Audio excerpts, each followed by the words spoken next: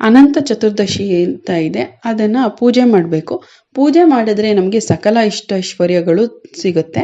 ಆ ಪೂಜೆಯನ್ನು ಮಾಡೋದ್ರಿಂದ ನಮಗೆ ಸಿಗುವಂಥ ಏನು ಸಕಲ ಭೋಗ ಭಾಗ್ಯಗಳು ಈ ಕಥೆಯನ್ನು ಕೇಳೋದ್ರಿಂದನೂ ಕೂಡ ಸಿಗುತ್ತೆ. ಹಾಗೆ ನಾವು ಏನು ಮಾಡಬಾರ್ದು ಏನು ತಪ್ಪು ಮಾಡಬಾರ್ದು ಅನ್ನೋದು ಕೂಡ ಈ ಕಥೆಯಲ್ಲಿ ಇದೆ. ಈ ಕಥೆಯನ್ನು ಕೇಳಿ ನಿಮ್ಮ ಇಷ್ಟ ಅನಿಸಿಕೆಗಳನ್ನ, ಅಭಿಪ್ರಾಯಗಳನ್ನ ಕಮೆಂಟ್ ಮುಖಾಂತರ ತಿಳಿಸಿ. ಹಾಗೆ ನನ್ನ ಚಾನಲ್ಗೆ ಯಾರು ಇನ್ನೂ ಸಬ್ಸ್ಕ್ರೈಬ್ ಮಾಡದೆ ನೋಡ್ತೀರಾ ಅವರು ಸಬ್ಸ್ಕ್ರೈಬ್ ಮಾಡ್ಕೊಳ್ಳಿ. ಹಾಗೆ ವಿಡಿಯೋಗೆ ಒಂದು ಲೈಕ್ ಮಾಡಿ. ಬನ್ನಿ ಕಥೆಯನ್ನು ಕೇಳೋಣ. ಹಿಂದೆ ಕೃತಯುಗದಲ್ಲಿ ವಸಿಷ್ಠ ಗೋತ್ರದಲ್ಲಿ ಹುಟ್ಟಿದ ಸುಮಂತನೆಂಬ ಬ್ರಾಹ್ಮಣನು ಸ್ವಕರ್ಮ ನಿಷ್ಠನಾಗಿದ್ದು ಭೃಗು ಮಹರ್ಷಿಯ ಮಗಳಾದ ದೀಕ್ಷಾದೇವಿಯನ್ನು ವಿವಾಹವಾದನು. ಆ ದಂಪತಿಗಳಿಗೆ ರೂಪ ಲಕ್ಷಣ ಸಂಪನ್ನಳಾದ ಮಗಳು ಹುಟ್ಟಿದಳು. ಅವಳ ಹೆಸರೇ ಸುಶೀಲೆ. ಕಾಲವಶದಿಂದ ದೀಕ್ಷಾದೇವಿಯು ಚಿಕ್ಕ ವಯಸ್ಸಿನಲ್ಲಿಯೇ ಮೃತಳಾದಳು. ಆಗ ಸುಮಂತನು ತನ್ನ ಕರ್ಮನಿಷ್ಠೆಗೆ ಚ್ಯುತಿ ಬರಬಾರದೆಂದು ಕರ್ಕಶಿ ಎಂಬ ಹೆಣ್ಣನ್ನು ಮದುವೆ ಮಾಡಿಕೊಂಡನು. ಕರ್ಕಶಿಯು ಪಾಪಭೀತಿ ಇಲ್ಲದೆ ದುರಾಚಾರ ಸಂಪನ್ನಳಾಗಿ ಪತಿಯೊಡನೆ ವ್ಯಾಜ್ಯ ಮಾಡುತ್ತಾ ಕಾಲ ಕಳೆಯುತ್ತಿದ್ದಳು. ಮಗಳಾದ ಸುಶೀಲೆಯು ಮಲತಾಯಿಯ ಹಿಂಸೆಗಳನ್ನು ಲಕ್ಷ್ಯ ಮಾಡದೆ ತನ್ನ ತಂದೆಯ ನಿತ್ಯ ಕರ್ಮಾನುಷ್ಠಾನಕ್ಕೆ ತಕ್ಕ ಸಹಾಯವನ್ನು ಮಾಡುತ್ತಿದ್ದಳು. ಮನೆಯನ್ನು ಸಾರಿಸಿ, ಗುಡಿಸಿ, ರಂಗವಲ್ಲಿ ಇತ್ಯಾದಿಗಳಿಂದ ಅಲಂಕರಿಸಿ ಪರಮಾತ್ಮನನ್ನು ಭಕ್ತಿಯಿಂದ ಪೂಜಿಸುತ್ತಿದ್ದಳು. ಪ್ರಾಪ್ತ ವಯಸ್ಕಳಾದ ಮಗಳಿಗೆ ವಿವಾಹವನ್ನು ಮಾಡಬೇಕೆಂದು ಸುಮಂತನು ಯೋಚಿಸುತ್ತಿದ್ದನು. ಆಗ ಕೌಂಡಿನ್ಯನೆಂಬ ವಿದ್ಯಾವಿನಯ ಸಂಪನ್ನನಾದ ಬ್ರಾಹ್ಮಣನು ಕನ್ಯಾರ್ಥಿಯಾಗಿ ಅಲ್ಲಿಗೆ ಬಂದನು. ಸುಮಂತನು ತನ್ನ ಮಗಳನ್ನು ಅವನಿಗೆ ಕೊಟ್ಟು ಮದುವೆ ಮಾಡಿದ ನಂತರ ಅಳಿಯನಿಗೆ ಕೊಡಬೇಕಾದ ಮರ್ಯಾದೆಯ ವಸ್ತ್ರಗಳನ್ನು ತಂದಿಡೆಂದು ಹೇಳಲು ಕರ್ಕಶಿಯು ಮನೆಯಲ್ಲಿ ಏನೂ ಇಲ್ಲವೆಂದು ಹೇಳಿದಳು. ಸುಮಂತನಾದರೋ ಮಗಳು ಅಳಿಯನನ್ನು ಆಶೀರ್ವದಿಸಿ ದಾರಿಗಾಗಿ ಸ್ವಲ್ಪ ಹುರಿದ ಹಿಟ್ಟನ್ನು ಕೊಟ್ಟು ಕಳುಹಿಸಿದನು. ಕೌಂಡಿನ್ಯನು ಸುಶೀಲೆಯೊಡನೆ ಪ್ರಯಾಣ ಮಾಡುತ್ತಾ ಮಧ್ಯಾಹ್ನದ ವೇಳೆಗೆ ಒಂದು ನದಿ ತೀರಕ್ಕೆ ಬಂದನು. ಅಂದು ಭಾದ್ರಪದ ಶುದ್ಧ ಚತುರ್ದಶಿಯ ದಿನವಾದ ಕಾರಣ ಅನೇಕ ಸುಮಂಗಲಿಯು ಬ್ರಾಹ್ಮಣರು ಅನಂತ ಪದ್ಮನಾಭನನ್ನು ಪೂಜಿಸುತ್ತಿದ್ದರು. ಸುಶೀಲೆಯು ಆ ಸುವಾಸ ನೀರನ್ನು ಕೇಳಿ ಅದರಿಂದ ಯಾವ ಫಲ ದೊರೆಯುವುದೆಂಬುದನ್ನು ತಿಳಿದುಕೊಂಡಳು.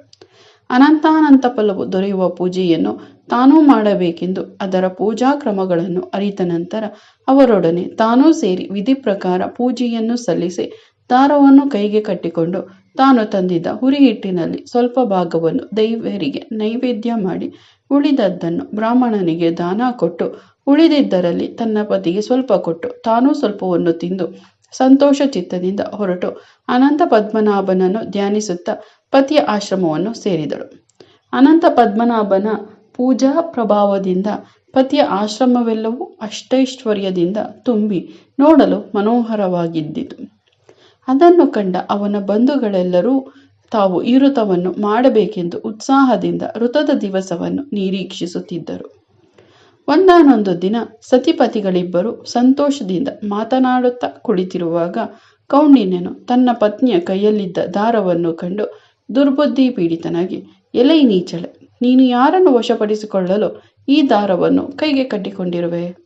ನಿನಗೆ ಈ ದಾರವು ಎಲ್ಲಿಂದ ಬಂದಿತು? ನಿಜ ಸಂಗತಿ ಹೇಳು ಎಂದು ಗದರಿಸಿದನು. ಸುಶೀಲೆಯು ನದಿ ತೀರದಲ್ಲಿ ತಾನು ಮುತ್ತೈದೆಯರೊಡನೆ ಕೂಡಿ ಭಕ್ತಿಯಿಂದ ಋತವನ್ನು ಮಾಡಿ ಈ ದಾರವನ್ನು ಕಟ್ಟಿಕೊಂಡೆನೆಂದು ಎಷ್ಟೇ ವಿಧದಲ್ಲಿ ಹೇಳಿದರೂ ಕೌಂಡಿನ್ಯನು ಆ ಮಾತನ್ನು ನಂಬದೆ ಹೆಂಡತಿಯನ್ನು ತಿರಸ್ಕರಿಸಿ ಅವಳ ಕೈಯಲ್ಲಿದ್ದ ದಾರವನ್ನು ಕಿತ್ತು ಉರಿಯುತ್ತಿರುವ ಬೆಂಕಿಯಲ್ಲಿ ಹಾಕಿಬಿಟ್ಟನು. ಕೂಡಲೇ ಸುಶೀಲೆಯು ಎದ್ದು ಹೋಗಿ ಆ ದಾರವನ್ನು ಬೆಂಕಿಯಿಂದ ತೆಗೆದು ಹಾಲಿನಲ್ಲಿ ನೆನೆಸಿ ಇಟ್ಟಳು. ಕೌಂಡಿನ್ಯನ ಈ ವರ್ತನೆಯಿಂದ ಅವನಿಗೆ ಲಭಿಸಿದ್ದ ಐಶ್ವರ್ಯವೆಲ್ಲವೂ ನಾಶ ಹೊಂದಿತು. ವಿನಾಕಾರಣ ನೆಂಟರಿಷ್ಟರಲ್ಲಿ ದ್ವೇಷ ಉಂಟಾಯಿತು. ದನಕರುಗಳು ಇದ್ದಕ್ಕಿದ್ದ ಹಾಗೆ ಸತ್ತು ಹೋದವು. ಮನೆಗೆ ಬೆಂಕಿಯೂ ಬಿದ್ದವು. ಎಲ್ಲವೂ ಸುಟ್ಟು ಬೂದಿಯಾದವು. ಉಳಿದದ್ದನ್ನು ಕಳ್ಳರು ಕದ್ದುಕೊಂಡು ಹೋದರು. ಇಷ್ಟೆಲ್ಲ ಆದ ಮೇಲೆ ಕೌಂಡಿನ್ಯನು ತನ್ನ ತಪ್ಪನ್ನು ತಿಳಿದು ಚಿಂತಾಕ್ರಾಂತನಾಗಿ ಭಗವಂತನಾದ ಅನಂತ ಪದ್ಮನಾಭ ಸ್ವಾಮಿಯನ್ನು ಭಕ್ತಿಯಿಂದ ಹುಡುಕುತ್ತಾ ಹೋದನು. ದೊರೆತಿದ್ದ ಐಶ್ವರ್ಯವೆಲ್ಲ ನಾಶವಾಗಿ ದುಃಖಿತನಾದ ಕೌಂಡಿನ್ಯನು ಭಗವಂತನನ್ನು ಕಾಣಬೇಕೆಂಬ ಉದ್ದೇಶದಿಂದ ಅರಣ್ಯದಲ್ಲಿ ಹುಡುಕುತ್ತಾ ಹೊರಟನು. ಮೊದಲು ಫಲಪುಷ್ಪಭರಿತವಾದ ಒಂದು ಮಾವಿನ ಮರವನ್ನು, ನಂತರ ಕರುವಿಡನೊಡನೆ ನಿಂತಿರುವ ಒಂದು ಹಸುವನ್ನು, ಆಮೇಲೆ ಹುಲ್ಲುಗಾವಲಿನ ಮಧ್ಯೆ ನಿಂತಿರುವ ಒಂದು ಎತ್ತನ್ನು, ಮುಂದೆ ನೀರಿನಿಂದ ತುಂಬಿ ಉಕ್ಕಿ ಹರಿಯುತ್ತಿರುವ 2 ಸರೋವರಗಳನ್ನು, ಒಂದು ಕತ್ತೆಯನ್ನು, ಒಂದು ಆನೆಯನ್ನು ನೋಡಿ ಎಲ್ಲರನ್ನೂ ಕೇಳುತ್ತಾ ಬಂದಾಗ್ಯೂ ಯಾರೂ ತಾವು ಅನಂತ ಪದ್ಮನಾಭ ಸ್ವಾಮಿಯನ್ನು ಕಾಣುವೆಂದು ಉತ್ತರ ಹೇಳಿದರು.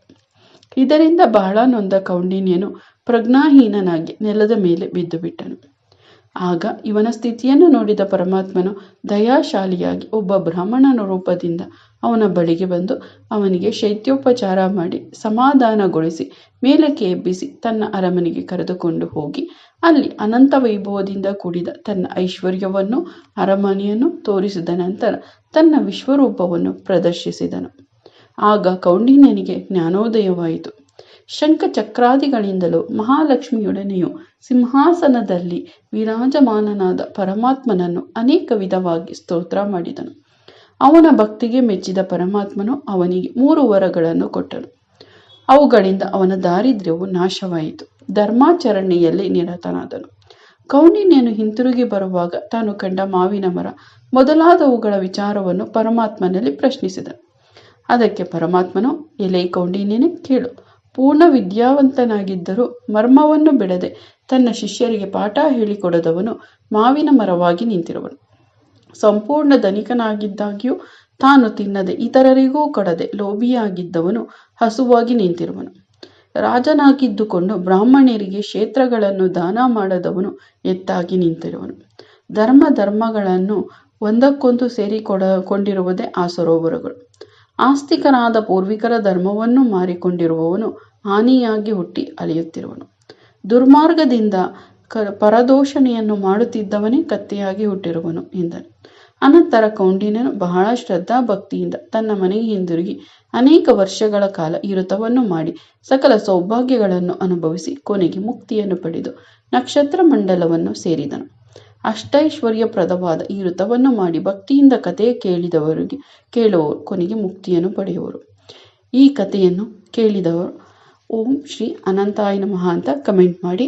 ಹಾಗೆ ವಿಡಿಯೋ ಇಷ್ಟ ಆಗಿದ್ರೆ ಲೈಕ್ ಮಾಡಿ. ಹಾಗೆ ನನ್ನ ಚಾನಲ್ ಸಬ್ಸ್ಕ್ರೈಬ್ ಮಾಡಿ. ಪಕ್ಕದಲ್ಲಿರೋ ಬೆಲ್ ಐಕಾನು ಕೂಡ ಕ್ಲಿಕ್ ಮಾಡಿ. ಕೇಳಿದ್ದಕ್ಕಾಗಿ ಧನ್ಯವಾದಗಳು. ಮುಂದಿನ ವಿಡಿಯೋದಲ್ಲಿ ಸಿಗೋಣ.